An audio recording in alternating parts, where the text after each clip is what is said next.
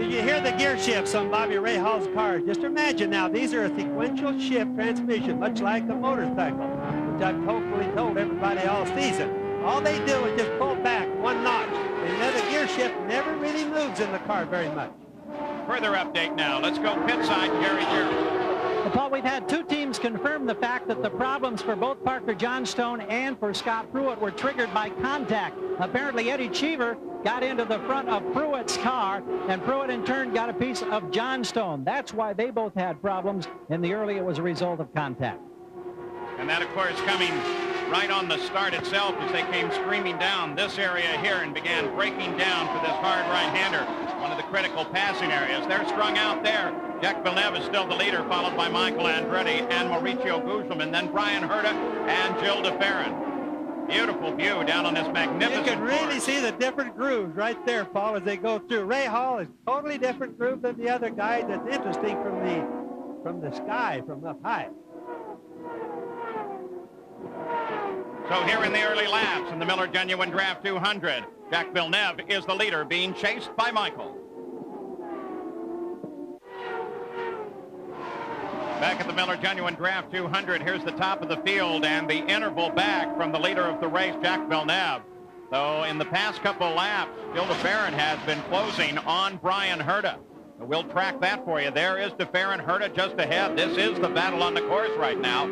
Also during the past few laps, they had a local yellow flag out for Parker Johnstone. Apparently, that yellow condition was violated by Andre Ribeiro and Raul Boesel. They have both been given a black flag for a stop-and-go penalty. Ribeiro, we watched him answer that with incredible verve when he went in and out of the pits. I mean, it was just spinning smoke everywhere off those rear tires.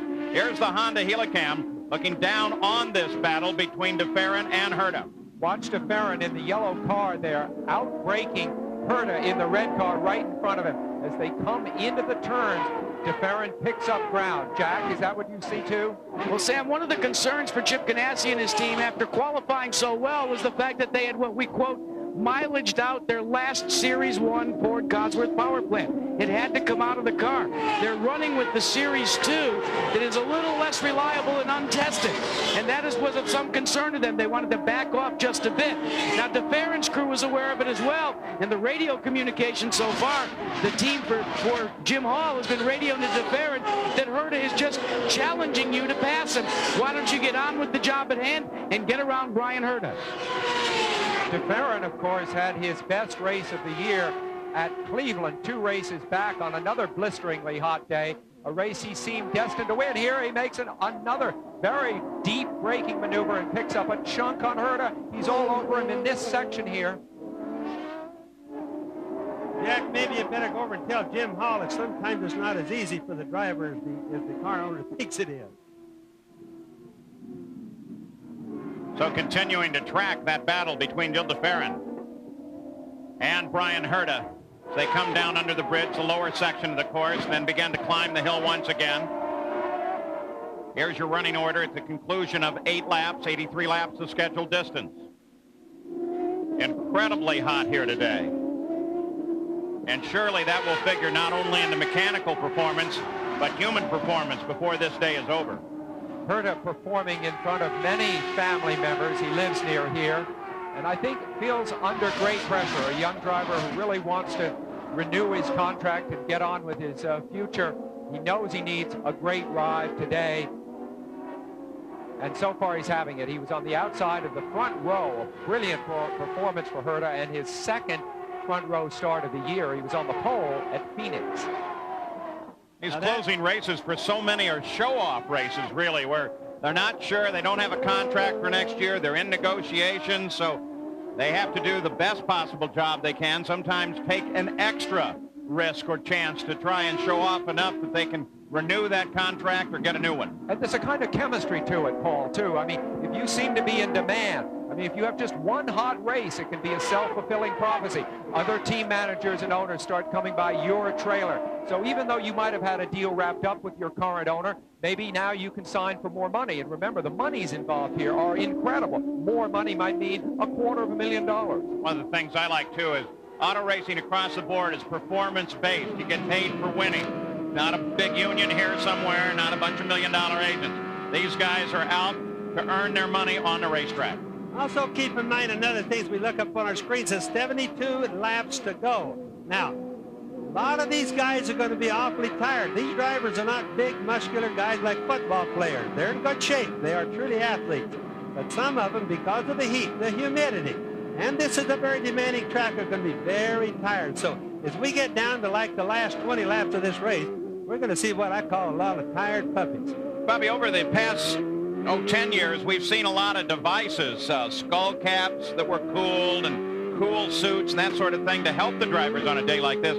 But that's pretty well gone by the way. But first, let's go to the pits. Jack Arutz with Parker Johnstone. Well, an early doubt for the Motorola Honda team, Parker. What happened? You got into it with another driver?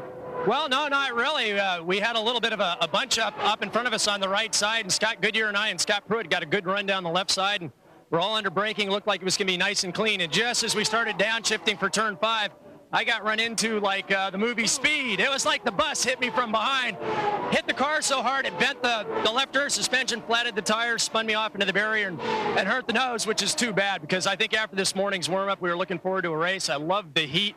It looked like we were going to have a good day today, and it's just unfortunate. Let's talk about the heat, though. I know you didn't have many laps out there, but what are the concerns from a driver's standpoint when you have this type of heat and humidity? Well, I tell you, this is really going to separate the men from the boys because the guys that train hard, especially in high humidity conditions, and that hydrated properly and got the right nutrition prior to this race are going to be able to run strong, although they'll be dead tired at the end of it. I think probably half or two-thirds of the way, you're going to start seeing guys making mistakes and if nothing else, slowing down as they start to lose concentration. So I think it's really going to have an effect on the outcome of this race. Paul? Christian Fittipaldi working on Adrian Fernandez for 10th. So, Bobby, we don't see that kind of stuff, the cool suits and everything in Indy cars anymore. Well, most of them have failed. What you don't realize is that they would use them. Number one, they don't have a lot of room. Number two, the pumps, the things that pumps the cold water to get the circulation either to their head or their bodies, usually break. These engines turn 13, 14 plus thousand RPM. And what happens is that high-frequency vibration has a tendency to tear the pumps up. So nothing changes at the front of the field while we ride with Robbie Gordon. It is Jacques Villeneuve that leads Michael Andretti, then Mauricio Gugelmin, Brian Herta, Gil de Ferran, and this driver, Robbie Gordon. Back at the Mid-Ohio Sports Car Course, the Miller Genuine Draft 200. Again, here is the interval, and you can see that Jacques Villeneuve, who's turned the fastest lap of the race thus far at 114.9 miles an hour, is stretching out that interval, and that is why, of course, the pit stops will become so very critical here when they come up, and fuel calculations. These temperatures and the humidity having a tremendous impact on the run today. Speaking of Al Unser Jr., who currently runs in 9th place, trying to chase down Bobby Rahal about 100 yards ahead. Remember, he was disqualified from his win at Portland. They said that there was an inappropriate clearance, an illegal clearance between the marking points on his car and the ground, and as a result, a disqualification occurred. Then Roger Penske filed a protest to the disqualification. Early on Sunday morning at the Michigan 500, the Penske team was handed an answer to that protest, which essentially was that it was denied. And now Roger Penske has filed an appeal, and the way the appeal process works is the officials will choose a judge, and Roger Penske will choose a judge, and then those two judges, who presumably have an understanding of racing and the law, will choose a third judge, so you get some impartiality across the board there. And then in 30 days, as the time limit specified in the rules, within 30 days, they will hold that appeal to determine whether or not that win should be rebranded back to Al Unser Jr. or remain with Jimmy Vasser. Now, the big speculation in the paddock seems to be there was a question about the under tray on Little Al's car that, you remember, part of it flew off during the race. Well, now the indication in the paddock is that they may, in fact, the officials have that under tray, and that could enter into the whole appeals process. So we'll keep in touch on that for you. Well, I really don't think that that piece is going to figure into it. What they do is they have a measurement when the race is over. This is what card is hanging their rules on. Now, remember, so far, Penske thinks he's right because he started with a car, what he thinks was legal. He finished the race. They say the car wasn't legal, but it changed during the race. That's what their argument's going to be. We all watch on television the piece flew off.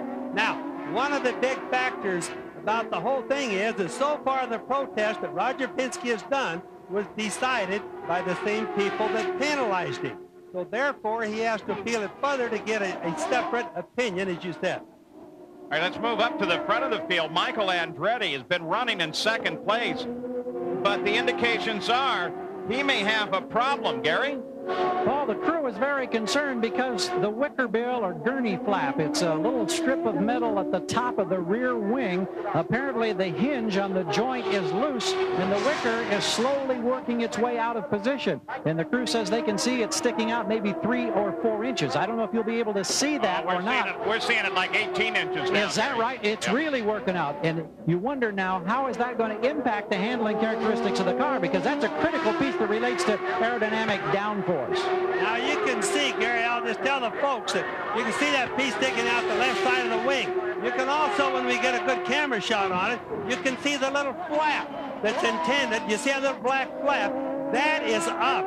That is supposed to be down, holding the wicker bill from coming out to the side.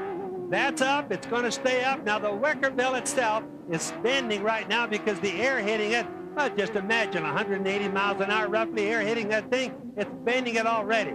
He needs for it to stay at least till he makes his pit stop. They'll come out, slide another one in, and then lower the flap real quick, and it won't come out again. Michael Andretti, of course, has won this race twice. One other little thing on that wicker bill, Sam, is that whatever's sticking out, what we're looking at to be the right side of the wing right there that's circled, is not on the left side.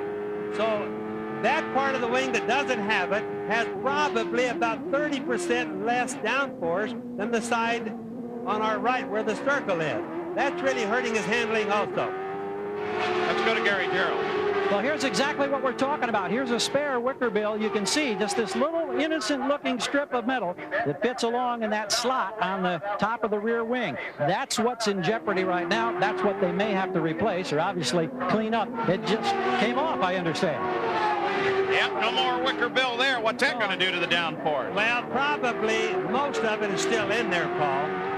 It probably just broke off from the air. You can see that he still has an awful lot in his wing, so it just broke off. He's missing 18 inches or so on the right side right now. Okay, he's 1.08. He's just about 1.1 seconds back at the moment that he lost that wicker bill entirely. He'd been running very consistently at that distance behind Jacques. It'll be interesting to see what happens over the next 4 or 5 laps. So he sits now 1.04.